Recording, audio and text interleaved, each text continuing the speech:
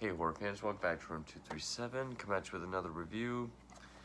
And I wouldn't put this under the extreme category, although it is a little more extreme than what was coming out at the time. It is a slasher film, and it's 2008's Carver. And yeah, I bought this used, so it has this stupid video store label on it that I can't peel off. This is the unrated Grizzly edition. There is an R-rated version. Not sure what the differences are. But it came out in 2008. It was written, produced, and directed by Franklin Guerrero Jr., co-produced by Eric Williford. Stars Natasha Malinsky, Eric Fones, Matt Carmody, Neil Kuboth, David G. Holland, Jonathan Rocket, and Kristen Green.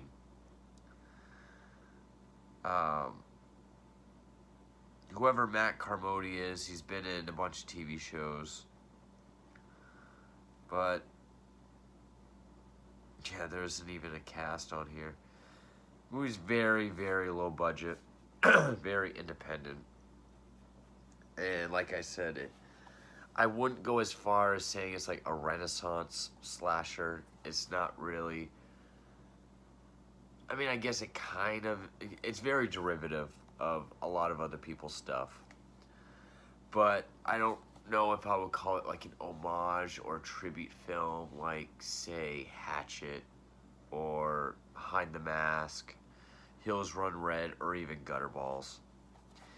If anything, and I really hate to say it, if it is like that, of all, like Hatchet has, obviously Friday the 13th, but mostly like Madman. There's like, it's an homage to the genre as a whole, but there's like one or two that really stands out as its main influence. It's probably not true, but maybe because of the look of the killer, I would say Just Before Dawn, which I hate to say because I love that film. Probably the most underrated 80s slasher film. I don't know how well you can see that, but yeah, that's the killer. A very big, obese guy that wears aviator cap and glasses. You have a group of college students going camping. They're trying to get to this place. They stop off to camp. And, like, they stop off at this one place for coffee. The guy, the long-haired redneck guy, asks them if they can go out to this barn, get some of his inventory, bring it back. They say sure. They find some film reels. They check it out. It's some snuff films. They get creeped out. Nearby, they meet this other girl who's camping. Her friend has gone missing. She's waiting for her. Her friend was the death in the opening of the film. And then they're hunted down. They're hunted down one by one by the killer. That's the story. This is another one I bought years ago. Didn't really like it then. Haven't seen it since. Just rewatched it, and I can't say I like it. It's not because it's low budget and so independent. I mean, I like that look, but there's low budget, a minimalist filmmaking that's effective, and then there's just the other route, which is like a Stephen C. Miller route with like automaton transfusion or something like that. Just really low budget with no talent behind it. The characters, okay, you have the two main characters who are brothers. The older one who's like a preppy, the younger one who's like the, I guess, more alternative music, a cynic, I guess. Older brother's best friend who's like a southern guy with his barely dressed girlfriend. the main four, then the other girl they meet that the older brother kind of likes. Those are our main characters. And they really feel like a cast of characters like, say, even though I like the Hills Have Eyes remake, the House of Wax remake, where there's nothing to the characters really. Well, kind of there kind of is to Hills Have Eyes, probably more so House of Wax. Plus, we get to see Paris Hilton get killed. I guess more so like the Evil Dead remake. There's just nothing, and I love that movie too. There's nothing to the characters, really. There's nothing really relatable or really interesting about them. They're basically just stock characters. You have the preppy, you have like the sort of Richard Dreyfuss kind of cynic, stuttering, sorry. You have the loud, obnoxious prankster best friend, his barely dressed girlfriend, the smart and reserved would-be girlfriend, but I guess love interest to the preppy guy, and they're only there to get killed off. All they're there for.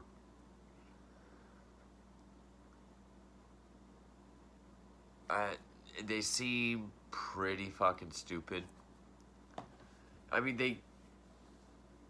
Correct me if I'm wrong, and I didn't find any reviews for this film on YouTube while I was watching it, but the diner or the place they're at, a sheriff comes and asks the guy that's working there if his brother, his friend, Bobby Shaw, I guess his name is, who is the big obese killer. You can tell he's mentally not there. He reminds me of the behemoth from Nightmare Before Christmas. We did it. Who I know that was based on Tor Johnson. But the sheriff takes him away. You kind of get there's some shit. It's obvious he's the killer. We already saw him. All he wears is the aviator cap. We can tell who he is. The characters get a glimpse of him, and then when they're watching the snuff films, of course, first they think they're homemade horror films or lost horror films. And the younger brother suspects, he's looking around, he's like, wait, this was filmed here. Like, and they're just like, no, it wasn't. Look around. First of all, look at the reels of film. And that was another thing. I don't buy these snuff films like I do, say Sinister or 8mm. Like, okay, those I can buy. The snuff films within a film, not like August Underground. Because one, it has a score, this old country song called Turkey in the Straw, which at the ending you know was not a score. They play music there. But also, I'm pretty sure those kinds of cameras don't have sound. So right there, that's flawed. And I like when horror movies put old happy music to it for the juxtaposition. But when it goes against some of the laws and stuff like that, it's like, that doesn't really work. But they're all, like, they can't just be like, okay, well, one, they don't come with sound, so the movie we're in is bullshit. But two, it's like, these are probably home movies. Is it that hard to believe that they were shot outside? Or that this guy that we saw with the owner of the pub we were just at, who sent us here, probably made these films? And of course the younger brother takes a reel. I'm guessing because he said he wanted a closer look. The other couple does karaoke. The guy gets punched in the face. He has to go use an outhouse. And they do try to make this movie over the top. He gets to the outhouse. I'm sorry if I'm going really fast. The toilet is just covered in shit. Absolutely covered in shit. There's a used condom. He just goes, fuck it. He uses it anyway. It does move at sort of a glacial pace. That's, of course, that guy, the outhouse. No, I don't think it was inspired by Friday the 13th 5 or it's connected in any way. Just, it's a movie out in the rural area. It's probably going to be an outhouse anyway.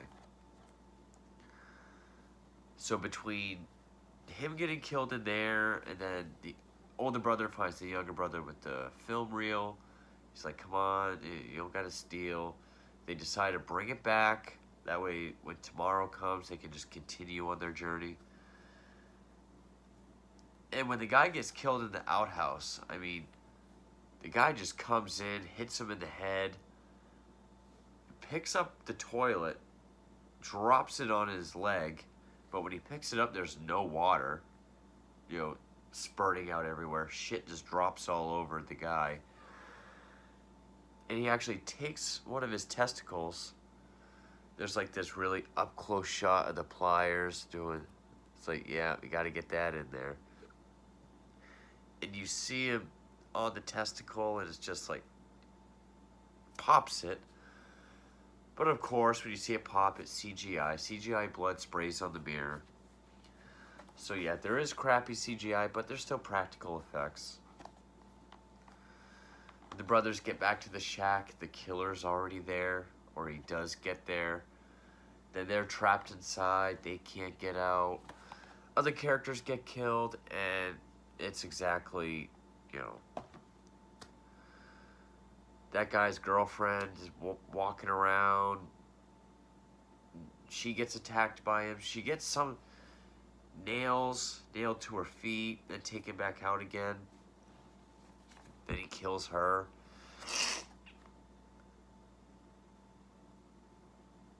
Kills the brothers. One scene that the one girl, the one that was camping waiting for her friend, the two brothers like, we can't get out. This bay door won't open. Only like this much. He tosses her the keys to his truck. She's driving it. Killer's standing there, runs him over, sandwiches him against this other vehicle.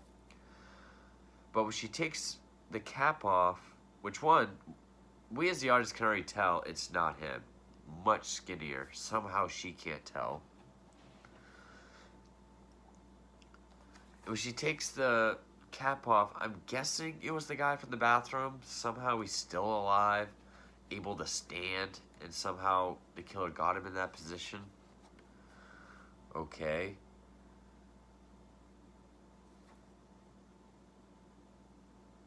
And she does manage. And when she gets to the two brothers, I mean, this is how bad the acting is. She's talking to the younger brother. And she's like, the fuck's going on? He's like, those movies were real. The guy really killed all those people. And I think he wants to do the same to us. Like, totally nonchalant. The killer does, like, handcuff him to something. Kills his brother. And the younger brother gets, like, a little saw. Cuts his hand off with barely any emotion. Maybe a little, Imagine it would hurt a lot worse. Gets in, like, a fight with him. Well, first he gets shot with a shotgun. Then the girl sees her dead friend, shoots herself, which there was one kind of cool shot when she's on the floor and whatever's going on, the camera's down there. When it pans around, you can see through the hole in the back of her head and out her mouth and see the younger brother. So, okay, that's a cool shot. He attacks the younger brother, but he stabs him in the head with that saw. And then for whatever reason, he goes back in the room and starts watching the films again. And I want to make this point too. If you're going to put if you're gonna do a found footage film, or if you're gonna put found footage snuff films within your film, learn how it probably works, because in the one from what we see of what they watch, it literally looks like just another traditional movie with filters put on it to make it gritty and grainy and home video.